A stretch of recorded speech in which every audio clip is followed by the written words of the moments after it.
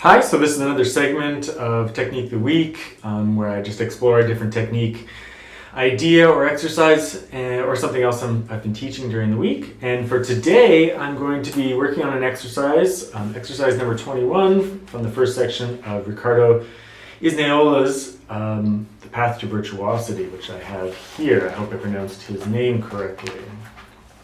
You can see that.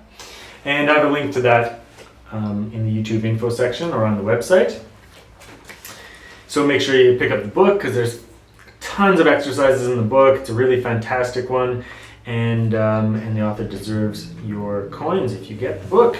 So this book is extremely progressive in terms of it starts with like just open strings, very easy exercises, and then increases in difficulty as you go. It also introduces concepts in each level of the book, and then certain exercises will return and become more complicated as the book progresses. So it's a fantastic book. My only thing that I'll say about it is that it's not for the faint of heart. It gets very difficult very quickly. However, that's good. I mean, it's a book that you can work on forever. It's a really fantastic book in that regard. So this is exercise number 21 from level 2 in the book, and what it does, it focuses on extension and contraction of the right hand. Now, we see this all the time in left hand technique work, right? Where we do stretches or double stretches where we like increase the extension of the fingers and then bring them together. It's kind of like doing thirds compared to playing tenths or something like that. And so there's this idea in the left hand that we do it all the time, but we rarely think about it in the right hand. And I like the idea that certain exercises in this book, he'll start off by being really compact, so like thumb on the 4th string, index on the 3rd, M on the 2nd, A on the top string, so that all the adjacent strings, and you play through those, and it's really comfortable. But then, as the exercise increases in difficulty, suddenly there's these big gaps between like the A finger and the M finger, so our hand is like expanding and then contracting later. So I'm going to take the camera and just get it closer to my hand so you can see what's going on. We'll just talk a little bit more about this exercise. Okay, so let's start off with the beginning of the exercise. This is all adjacent strings on the top 4 strings. So essentially the thumb on the 4th, I on the 3rd, M on the 2nd, A on the 1st. And first we're going to go through free strokes, and then through the exercise, and then we'll talk about his indications about rest strokes, which are much harder. So it starts off with just thumb, A, I, A, M, A, thumb, A, thumb, A, I, A, M, A, thumb, A. Very normal stuff, right? Like just one finger per string, and it's a normal reach. It's exactly where you'd expect. Let's skip ahead 2 cells ahead to the version that goes, or a couple cells ahead, where the stretch increases. So now the thumb will be on the 5th string, I on the 4th string, M on the 3rd, and A on the 1st. So the extension is happening between the M finger and the A finger. I, M, thumb, I, M, thumb.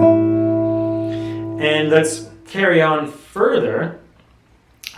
This is going to be down in the 7th cell, halfway through the middle line.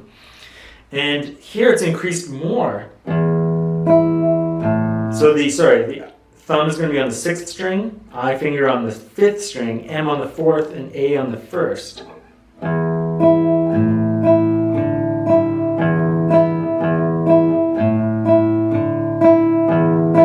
And it probably feels weird to like have such an extension between the A finger and the M finger. It's just a huge kind of gap and extension. As you go through the other parts of that exercise, it just feels weird. Even when you piece it all together. Sorry.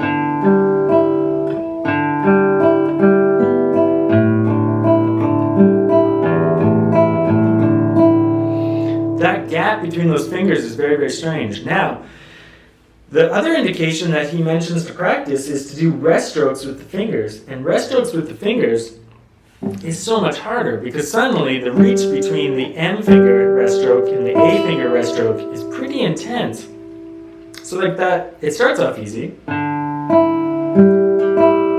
the way, it's free stroke with the thumb, rest stroke with the fingers. Rest, rest, rest. That feels fine, but when you increase those gaps between the fingers, it's already getting harder. And then the furthest gap. That one in particular, the rest stroke M on the 4th string, the rest stroke A on the 1st string, it feels really awkward in the hand. It's kind of like a big expansion of the hand. But it's a really neat idea and it's a really great workout. It also offers all sorts of control and ideas about equalizing your hand position based on what's required. Sometimes a slight hyperextension of one of the fingers, like the A finger, may be required when doing that rest stroke. A little bit of one, nothing huge. I just think it's a really cool idea and something to make your hand more flexible and more versatile in the kinds of things it might do. It can also get you out of some binds when you're doing like tricky work and you want to make sure that like your playing is solid by using normal arpeggio patterns, but instead of doing something where you mash up the thumb on multiple strings, you'd actually be able to do these arpeggios just with that awkward extension. The idea of rest strokes too, I think is a really good idea as well. Not because you would ever do arpeggios with rest strokes. I mean, I wouldn't. It generally mutes the sound of the string below. But it does get you working towards always creating a nice solid tone and digging into the guitar and feeling very secure with the guitar. And then when you lighten off the rest strokes and go back to free strokes, it should feel better and you can make your free strokes similar to your rest stroke sound.